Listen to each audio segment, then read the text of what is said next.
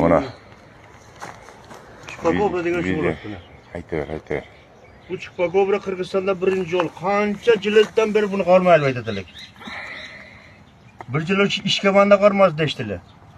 Gözümden görgenim yo'q ular. Biroq Biletelekdagi bor ekan. Biroq borlig'im biletilek.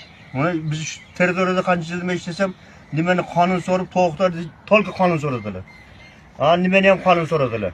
Echkilerden ham qonun so'rib tashagan. Bugun mana 6-may 25-yil qormadi. Qirg'izistonda shu Chupakobra degan shu qormadi bugun kuni bo'lsa. Kuyrug'i mana 50 cm ekan. Biroq tulki bunday bo'lib qo'ydi. Cheviri bunday bo'lib qo'ydi.